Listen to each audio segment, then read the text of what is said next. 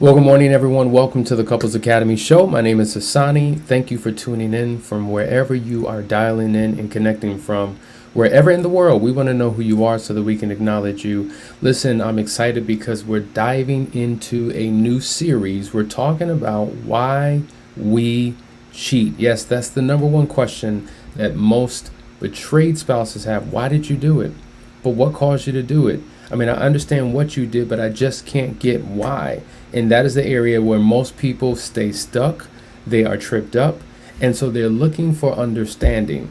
And so oftentimes the former offender may know on a surface level or may not know at all, or they may simply minimize the reasons for why they do what they do. Well, guess what? We're going to go deep dive. Now, you got to consider this. If I were to take my vehicle to a mechanic and say, hey, there's something happening underneath the hood. I don't know what it is. This is banging sound. And they lift up the hood. They say, turn on the ignition. And they put their ear to the engine and say, yeah, I think it's the carburetor, right? It's going to cost you $1,000 versus taking your vehicle to your service center, taking your vehicle to the manufacturer. And they take that vehicle, connect it to a machine and do a diagnostic report and come up with a 20-page breakdown of everything concerning your car, and then explain to you what is happening, why it's happening, where the issues come from, and how to solve it. And you're like, wait a minute, the sound that I heard in the front of the car is based upon something that happened in the back of the car. How did you draw that connection? Because they took a comprehensive approach to properly analyzing your vehicle to come up with the answer. And so likewise, when you listen to and watch social media, you will get an oversimplified approach as to why people do what they do.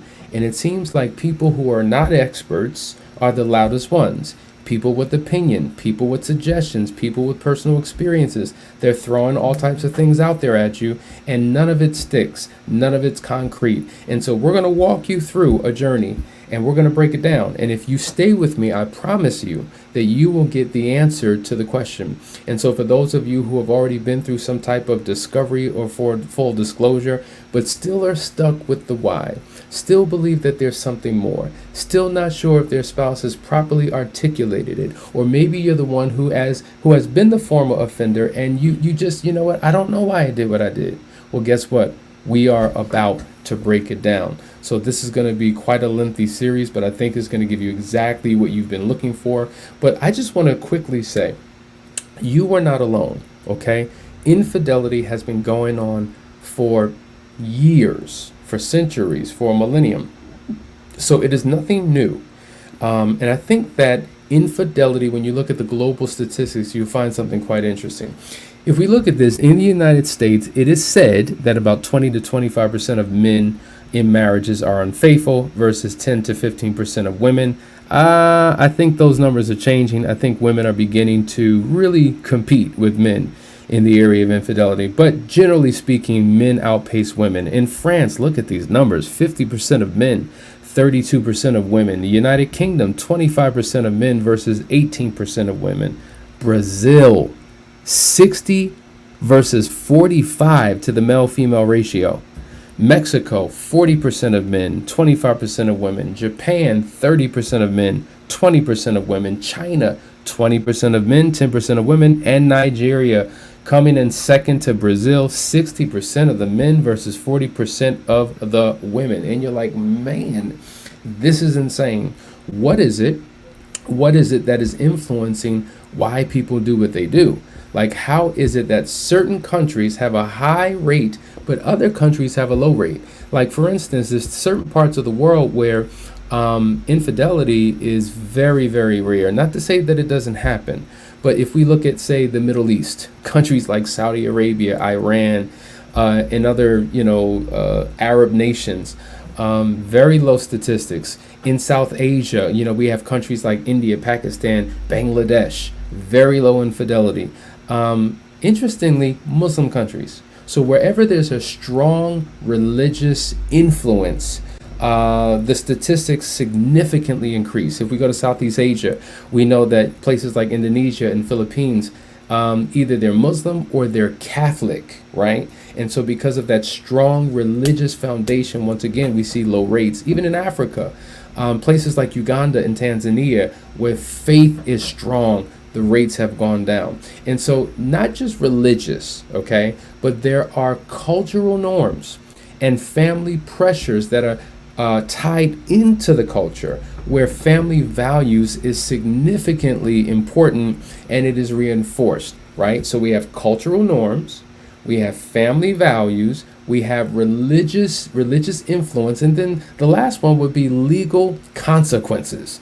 See, nations that will punish you and there is a consequence like jail time or other forms of consequences for infidelity significantly reduces the rates. And so that gives you some insight from a macro perspective of how this could actually be, and also how we can begin to curb what is taking place around the world. And so we can learn from some of these other nations as to what we should do and what we should no longer do. All right, so I want to go deep now. There's a book I'm working on. It's soon to come out, probably in the next couple of months, and it's simply entitled Understanding the Why. Okay?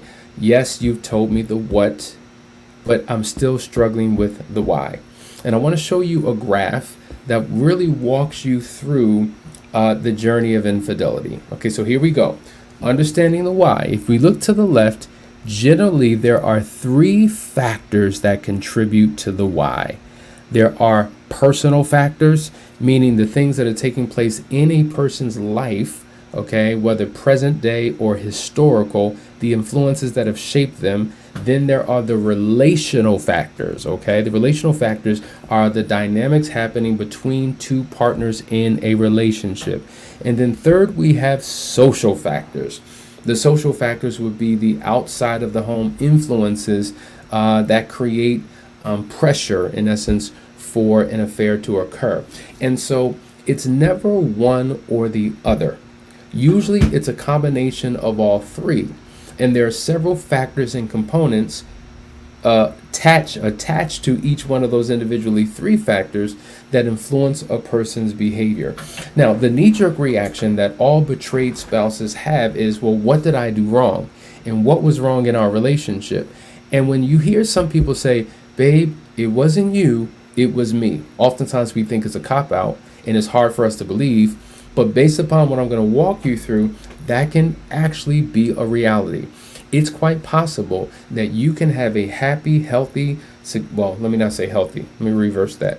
You can have what is perceived as a happy, fulfilling relationship, but yet my reason to cheat had nothing to do with what was going wrong with us, what I wasn't getting, what I was longing for, what I was complaining about.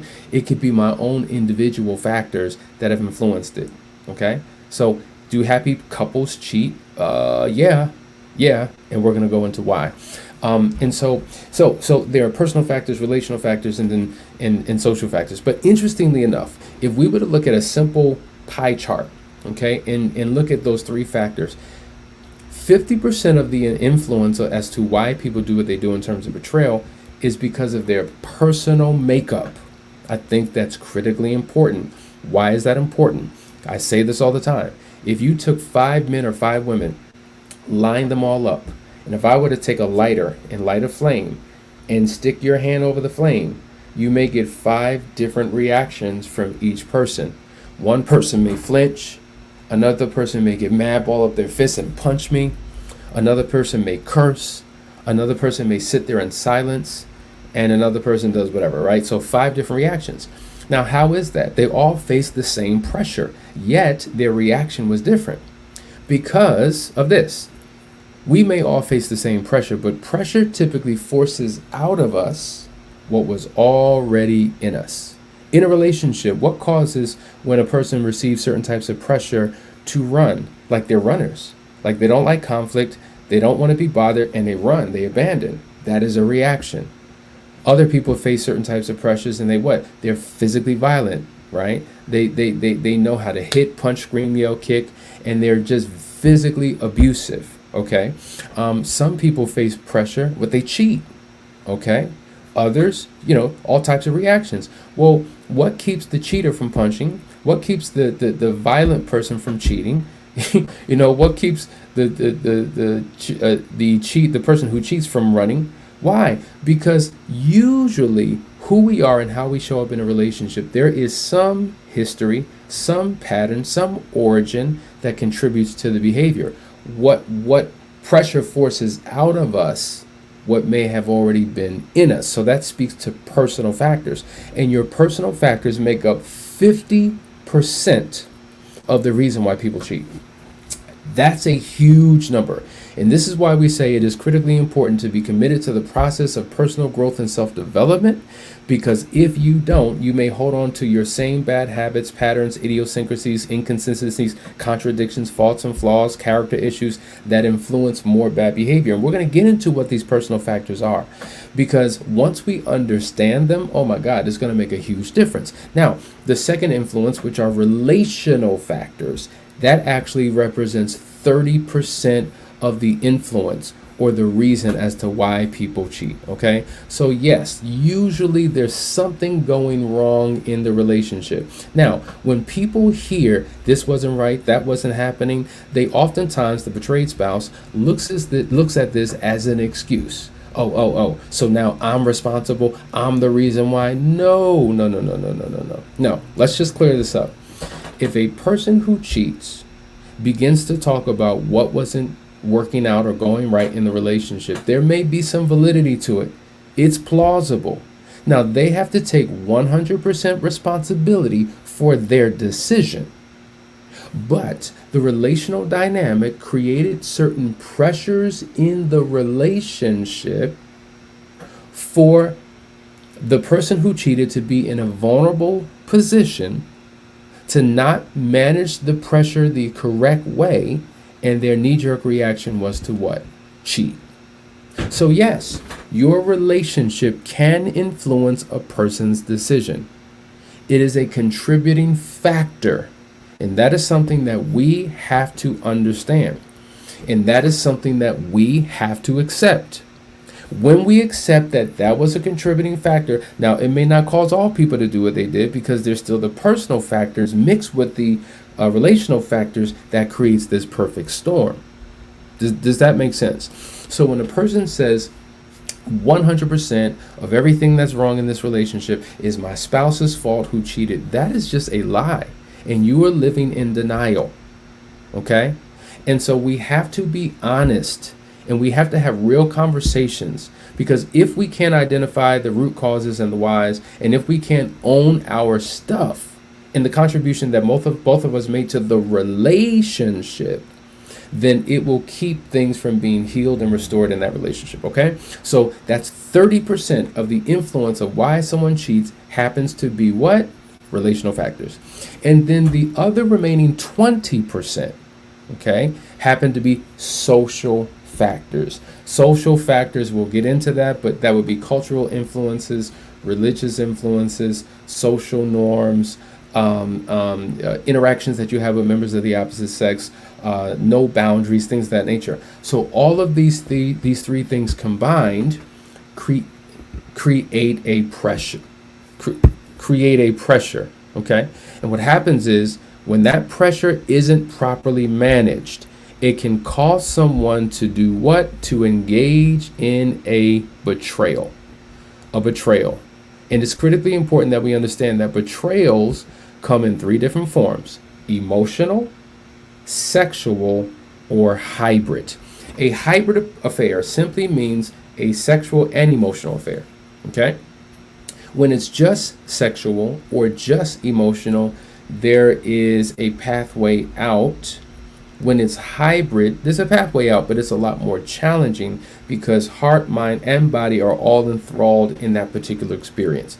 And so understanding what it is will help us to properly understand the pathway that we need to take out to restore the individual and to restore the relationship. Listen, guys, we are just scratching the surface. This is going to be an amazing series that you want to bring your notebook and your pen and your partner to engage in conversations, so that we can get into the depths of things. So we're about to go to a quick commercial break. If you have questions about what we're talking about, put them in the chat. We'll be right back. You're watching the Couples Academy Show.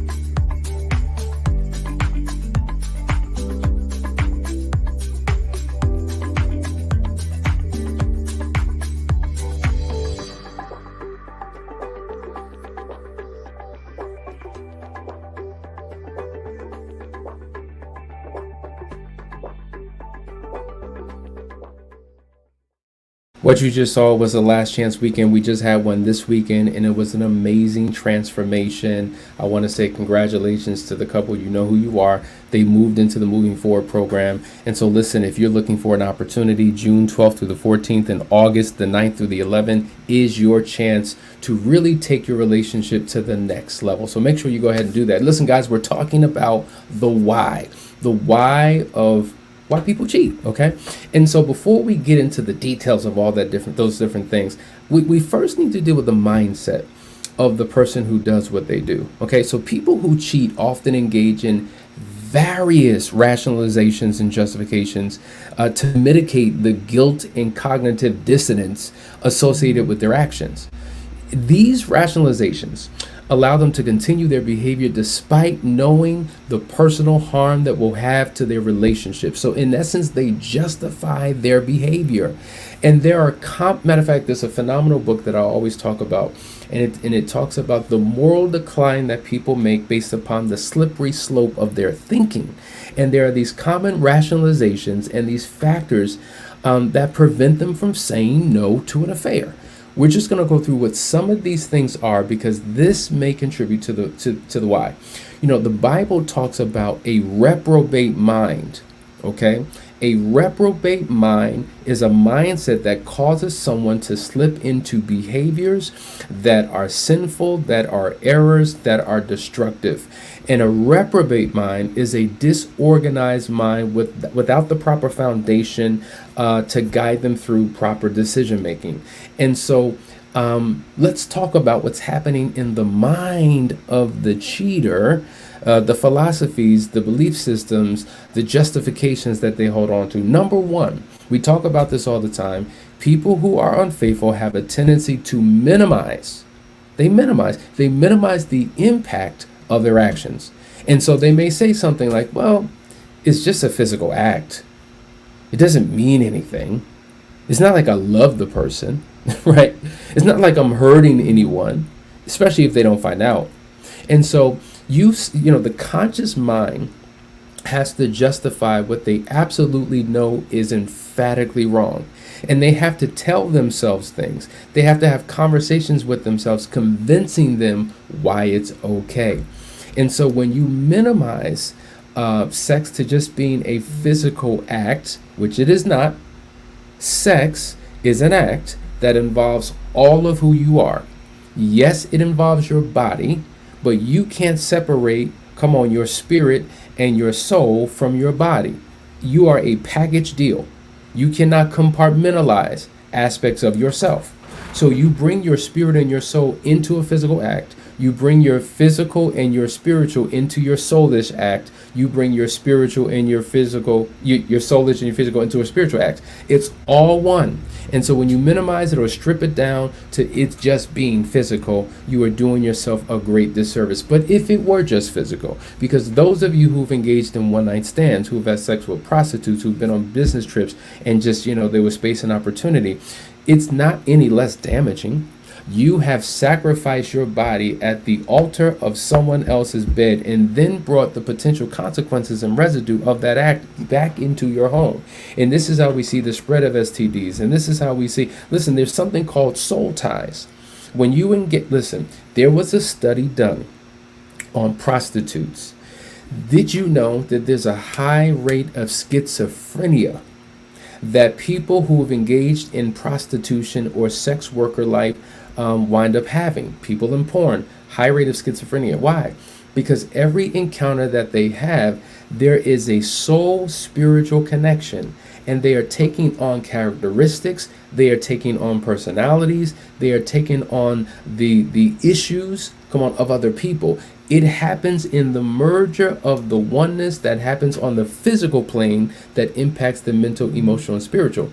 And so there's an identity crisis that oftentimes people who are engaged in that line of work have. Now, let's just say that that's not your profession, but you can, listen, you engage in multiple acts. So if you're single, having multiple sex partners. If you're married, having multiple sex partners, you're increasing the risk of the social, psychological, spiritual, emotional impact of what it can do to you as a person, a devastating consequence. So even when it's just physical, because it's not a relationship, you don't know them, it's a transactional experience, it still has major, major, major implications on your life and your relationship. One of the other things that we do to rationalize why we do what we do is we make comparisons. So in essence, everybody else is doing it. Right? So we'll justify our bad actions because of what everybody else is doing. And this is why it's critically important that you associate with the right ones, because as they say, birds of a feather flock together. Birds of the same feather flock together, something like that. And if you are in an environment and connected to individuals who do dirt, who are unfaithful, who do not honor marriage, who have no integrity, well, guess what? You're going to wind up being just like them because you are a product of your environment. This is why we say that there is power in proximity. And whoever you are in close proximity enough, whoever you're socially engaging with enough, you begin to take on their habits, their mindset, their mentality, their ways. And so you have to be careful with your environment because guess what? Everyone is not doing it. There's a considerable amount of people who are not. Matter of fact, I can make the argument and say everyone is not doing it. Why? Because my environment, my community, and my surroundings are comprised of men and women who are not engaging in that typical behavior. Does that make sense? Or in terms of comparisons, we look to people who are far worse than what we are and what we're doing. So if I have a one-night stand, it's not as bad as James, who's been in an affair for 6 years. Right? Or if I have an emotional affair, it's not as bad as Bob, who's being physical with the person, right? Or if I have a 6-month fling with the person, it's not like Joe, who's in love with the person. So oftentimes we compare ourselves to people who are doing perceivably much worse than us, and that becomes our justification to make light of or to give permission to the things that we are doing that we know are low down and no good. Number three, the reason why we do what we do in terms of our justifications, we have a tendency of blaming our partner. My partner doesn't satisfy my needs. My partner doesn't give me attention. My partner no longer compliments me. My partner's no longer giving me time. Okay? If they treated me better, I wouldn't need to cheat. And it's just like, the justifications that men and women, husbands and wives give for why they do what they do. And so rather than addressing the issue and going to counseling and going through a process to restore things, they cheat. Or maybe they've attempted to do it and it hasn't worked. And so they've thrown in the towel, called it quits, and given up on the possible transformation of their relationship, and they resulted to connecting with someone outside to get needs met that weren't being met inside. And so that's one of the contributing factors. Another thing in terms of mindset, right? The rationalizations for why people do what they do. Entitlement. I deserve to be happy. I work too hard. I deserve to have some fun. I didn't sign up for this. I need to be free. I need to be fulfilled. I need to be satisfied. And so that attitude of entitlement will drive behaviors that will ultimately compromise the integrity of the relationship. Some people justify the situation, right? Well, we're just friends. It's not cheating, really. We're just friends. Or guess what? They'll blame it on the alcohol. They'll justify the situation. We were both drunk, so it doesn't really count. And that's a problem. And some of you know who you are. When you think about that body count, well, that didn't count, so the number could be like this, but you reduce it down to this because, well, that wasn't really something to consider because of these circumstances or these situations. And it's just like, come on now. You're fooling yourself. And guess what? Your spouse is not an idiot. You insult your spouse's intelligence when you bring certain justifications and rationalizations to the table as to why you did what you did instead of completely owning it. And so all of these justifications, rationalizations, minimizations, it's an erroneous error in thinking. Okay? It's an erroneous error of thinking. And so you have to change the way that you think about why you do what you do in order to get back on the right path. Some of the other reasons why people in their minds have justified the affair, they're very future oriented in their thinking. right? Instead of being present oriented, they're future oriented. And so a lot of times they'll say, well, I'll stop after this one time, you know, or I'll make it up to my partner later, or I have time to get things together. We gonna be together anyway. So, what I'm doing right now, is no big deal. We'll fix things and restore things later on down the road. Then it becomes too little too late. And we have to understand that the secret of our future is hidden in our daily routine. So if I'm engaging in a betrayal today, for me to say, well, I'll figure it out in the future, I'll work on it in the future, we have more time to figure things out, you are impacting your future by what you do today. Okay? So future-oriented thinking does not work when you're in a present-day level of crisis in your relationship. Then there's denial. A lot of people deny. They'll deny and say, it's not really an affair. We're not doing anything wrong. We're just friends. I don't know what you're talking about. Like, even when people come to their spouse with evidence, they have footage, they have audio recordings, they have texts and emails, they have eyewitnesses, they have everything. It's an open and shut case. There are some who still deny. So how you do anything is how you do everything. If you deny before you're found out that you're even having an affair, once you are found out, you often will deny ever being engaged. And so once again, we're talking about ever in one's thought that's contributing to these decisions, which speaks to the reprobate mind. Okay? Sometimes people are rewriting the relationship script. We're not really in love anymore. And because we weren't in love anymore, that's why I did what I did. We've grown apart. And this is just a symptom of growing apart. Don't you know, I know so many people who say, you know what? We weren't doing well, and so in my mind, we weren't married. And so since we weren't married, it justified why I did what I did. So even though there's a ring on your finger, even though you're still legally tied, even though you haven't gone through divorce proceedings, even though you're living in the same home, we weren't married. So I made that decision for myself that made me feel okay with what it is that I was doing. A lot of times this idea of we're not married comes from a space of, we've been just so emotionally disconnected for so long, and I don't feel anything for you anymore, right? The love that I have is dead. We don't connect, we don't talk, we don't engage. So I did me, you did, and you didn't know about it. But guess what? You were doing you, whatever that was, your video games, your work, your friends. So I did me. And so the affair, in essence, makes me feel alive, because there was an emotional, sexual deadness in our relationship that I could not shake. And so I feel alive again. And because of that, that justifies why I do what I do. And then some people really have an overconfidence, and they believe, I'll never be found out. It's just like the criminal that commits a crime, but then winds up being caught.